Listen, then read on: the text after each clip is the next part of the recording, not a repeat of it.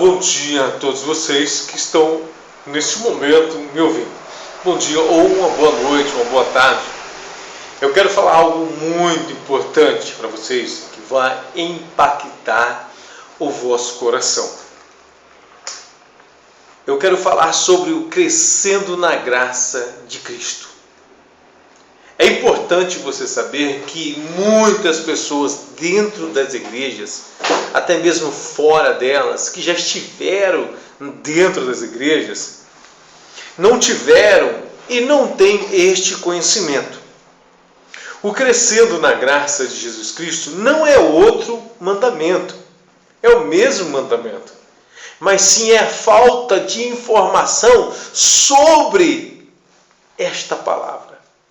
No livro de 2 João, diz assim, muito importante, 2 João diz assim, no primeiro versículo, diz assim, 2 João, versículo 3, a graça e a misericórdia, a paz da parte de Deus, Pai do Senhor Jesus Cristo, o Filho do Pai, seja convosco na verdade e na caridade. Quer dizer, o Filho de Deus seja com a gente na verdade e na caridade, mas na graça. É o que muitos, vamos dizer, muitos não têm esse conhecimento. Por isso estão aí triste, bravo dentro das igrejas, decepcionado com o Evangelho, desanimado, não querem ir para a igreja, os pastores ficam insistindo para a pessoa ir para a igreja, eu vou te dar isso, eu vou fazer isso para você vir, vem, porque esse dia vai acontecer, vem, porque, olha, mas Deus não está sendo com a pessoa. Jesus, o Filho, não está sendo, nem o Pai, nem o Filho está sendo com a pessoa. Mas o pastor está sendo com ela, mas não Deus, não Jesus. Por que o pastor está sendo com ela? Porque ele está tentando levar ela a ter algo sem ela ter Deus primeiro. Porque para ter Deus primeiro, para ter o Pai e o Filho, é necessário a pessoa entender.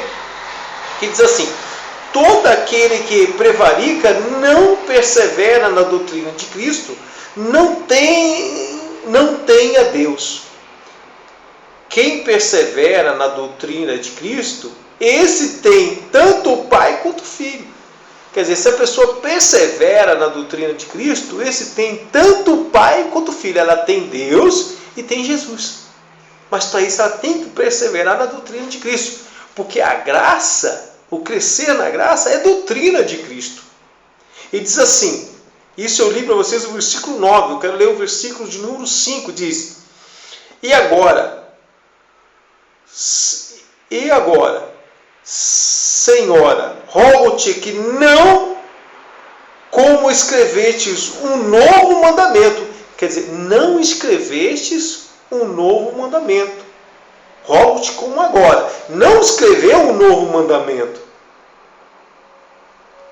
mas aquele mesmo que desde o princípio tivemos, que nos amemos uns aos outros. Quer dizer, a graça não é um novo mandamento. Ele está desde o princípio, esse é o mandamento de Jesus, que amemos uns aos outros, que é a caridade. A caridade é graça. Então eles não passam o mandamento de Jesus.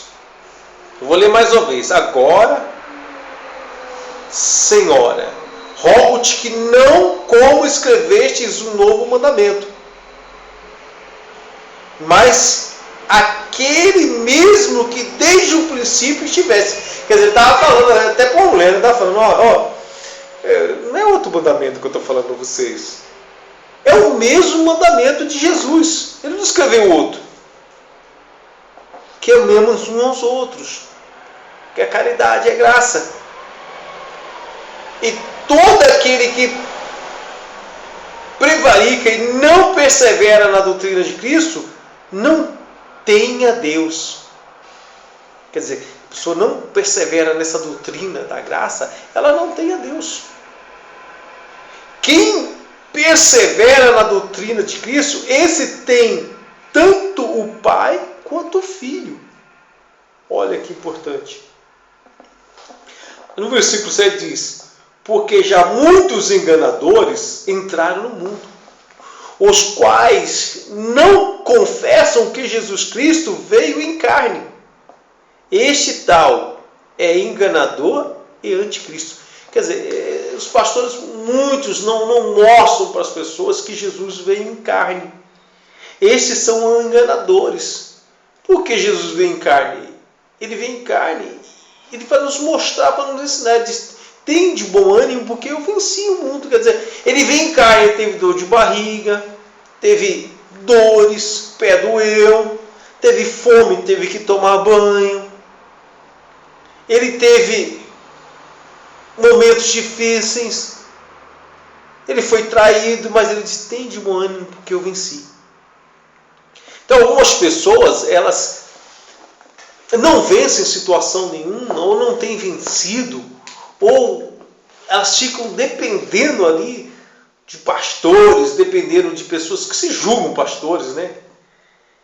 Ela fica dependendo por quê? Porque ela não tem ainda Deus. Porque se eu tenho Deus, ainda que exista pastores, bispos, apóstolos, diáconos, se eu tenho a Deus, se eu tenho o Pai e o Filho, e persevero na doutrina, então eles vão suprir a minha necessidade, porque eu persevero na doutrina, na graça de Deus.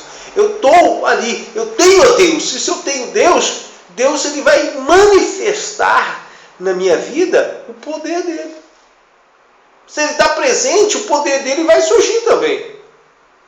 Então é importante. E diz no versículo 10, se alguém vir ter convosco e não traz essa doutrina, não recebas em casa, nem tampouco saúdas.